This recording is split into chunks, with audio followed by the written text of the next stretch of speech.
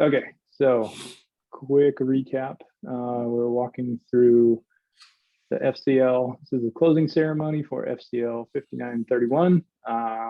Bullet point 1, we were talking about the new code addition from the RCA and the FCL to make sure that all new methods are executed at least once as part of the test suite. It would likely have caught this and mitigated this problem from ever happening, although it seems like there's still an edge case where this could have happened because of the concurrent MRs that were happening, then our pack of MRs that were happening within a 2 milestone time span. And then bullet point 2, Christopher asked about communication comments and some confusion between RCA and FCL, and specifically in this incident, how it impacts decomposition with the sharding group working on reliability issues anyway. And Christopher was clarifying his thoughts on how you group the work under the FCL, and you can make it clear that, yes, we're going to continue on the reliability work that we're already doing anyway, but just make it explicit that it's under an FCL and include any new discoveries. So did I recap what you were saying correctly, Christopher, up to this point? I think that's a good description.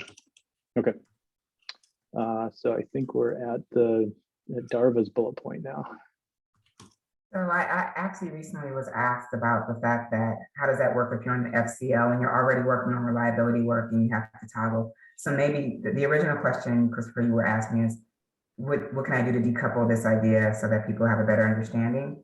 So I would go back to the handbook and see if there's, to make sure that it could be in there, we didn't read it, right? To make sure it's clear that you have a lot of control in the FCL, and if you want to, use your current reliability work that you're doing as part of the scope, you can make that.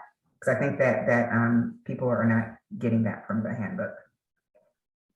Okay, I'll take an action to try to see what I can come up with. I think it might be an RCA versus FCL discussion. Okay. And what if I'm already working on reliability? What should I do? Yeah. All right, Camille, you got the next one.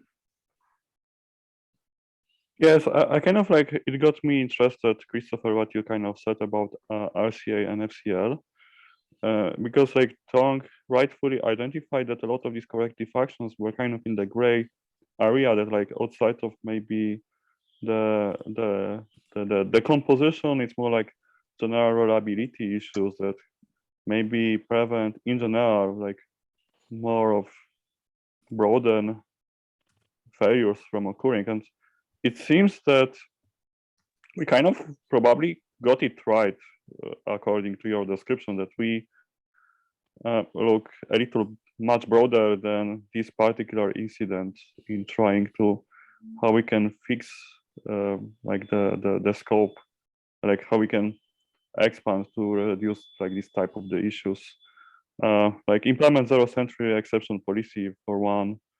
There were like a few of these like gray area items that were much broader. Yeah, I think that's exactly right. So like you should view an FCL as opportunity. What's the opportunity? Like a lot of people view it as, a lot of people are viewing it as punitive, and it should be punitive because we're trying to be blameless here, right?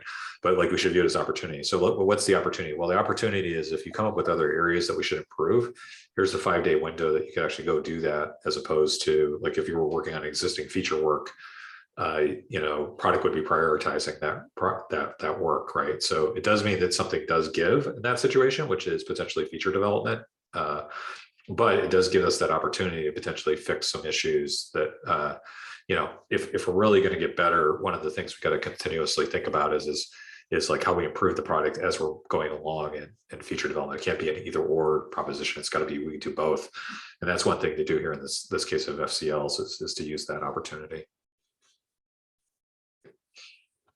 So clarifying question in this case. Under this one here, so maybe let me finish that thought, just because I know there's more aspects before you ask your clarifying question. But so like some things that you think about may take longer, in which case those go in the backlog. It's a question of, like if they go in the backlog versus like we do it right now. And that's what the FCL is trying to do, is give you that opportunity to do it right now, as opposed to waiting on a backlog where it may never get prioritized, right? Because I think that's the other thing we run into is we've seen, particularly with a lot of these incidents, someone will bring up an issue that's been open 8 months ago or 2 years ago. Hopefully not 8 years ago. If we're that far back, then we're really in trouble. But 8 months or 2 years ago, and that we just never got around to addressing. So like this is a way to potentially bring that in for that. So then the question is really, because there's gonna be a hard stop on some of these items, how or like to whom we would transfer responsibility, or whether do we close that, or we kind of leave it like lingering around, or like who will like continue owning these reliability items? Because I think like if we know that something just takes longer and we are time limited to 5 days, and we know that it's gonna be lingering around, and we cannot find like let's say the sponsor or someone saying that it's gonna continue doing that, is it really like the best time spent for us? Should we, because like there is a balance between like long-term items that we see like a general improvement, and someone needs to like continue doing that after these 5 days. But there is also maybe like a stream of the smaller items that maybe we can finish in this 5-day window. So where is the balance? How we, yeah, so I think this example is like, we cannot finish all of these items in this window. Like, who is gonna do with that after? right. So like in the case where like we try to get some of them done, hopefully we can break it apart enough that we can get at least some elements done within the 5-day window, and then they should be added to the backlog, and then it's engineering manager's responsibility to make sure they're advocating for these as part of normal prioritization for consideration. It's also a good opportunity for us to advocate for potentially, is the team appropriately staffed, and do we potentially need to add folks to that team as part of that discussion? So I think that's right now kind of my thinking around it. Now, understand that like the other thing that happens in FCL is once you start something, you should finish it. You could technically be outside of the FCL scope, but you should still work to completion on that activity. That doesn't mean that you can start something that has a year commitment potentially during the FCL, or at least it require higher level approval if we're gonna go to that level. But that's where we're trying to think in terms of balance there. So, but my short answer right now is it should go into our backlog, and then it's engineering manager's responsibility to advocate for basically that as part of normal prioritization. And if they can't get it prioritized ever, then they need to escalate on those so that we can figure out how we best solve for that. I have another follow-up question. Like, we may come up with a lot of corrective actions. How we vet these corrective actions are the right corrective actions?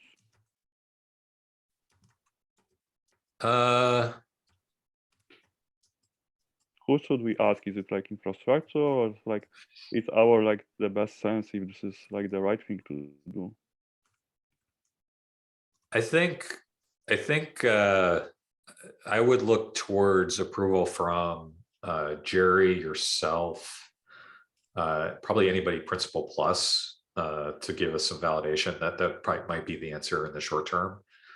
I don't know if I have a better answer right now than just our senior IEC saying this is the right thing to do. Some of that would be infrastructure, some of that would be also within the development team. Okay, I think this is a very nice answer. Thank you. Yeah, like I want to make sure that part is engineering judgment, right? It's not a true validation in that regard, but it's an engineering judgment kind of thing. Yes, because this is kind of like gray area of the current process, the way how I see that, and like, though what we actually do, it actually makes sense, to be honest. That's really like the answer that I'm looking for, because then if you are spending 5 days on doing something that has very little benefit, there is no point of doing that in the first place. Yeah, I would hope the team has bought into the right things to focus on, but having a strong advocate, that's one of the responsibilities of Principal Plus is basically advocacy, right? For like what are the right things to do as architecturally as well as for these different aspects. So that would be kind of my answer at this point. Christopher, you mentioned principal pluses. Would you say staff pluses? Because some groups don't have principals. If there's a staff member on the team, I would hope they would collaborate with either Camille or Stan or one of our recently promoted principals would be my answer right now. Is like we have enough scope that like I feel like we should make it a little tighter. We might push it to staff eventually, but what I don't want to do is I don't want to see a lack of collaboration because of that. Okay, so we can just share all the principles across the world. Yeah, this is not like for this type of decision, it's not like the person has to be knee deep in that part of the product. They just need to be able to look at it and say, okay, is this consistent with the rest of our architecture? Is this consistent with how we're attacking reliability? And I view that that's much more cross-organizational. So that's why I would limit it to those layers. But I'll be open to people find later on that that's not pragmatic, in which case we could lower it. But it feels like we should start with a tighter group.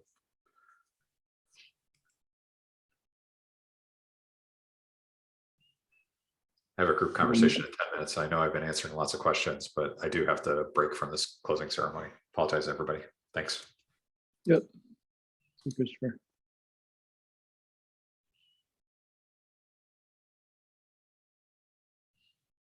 Any other topics we need to cover today?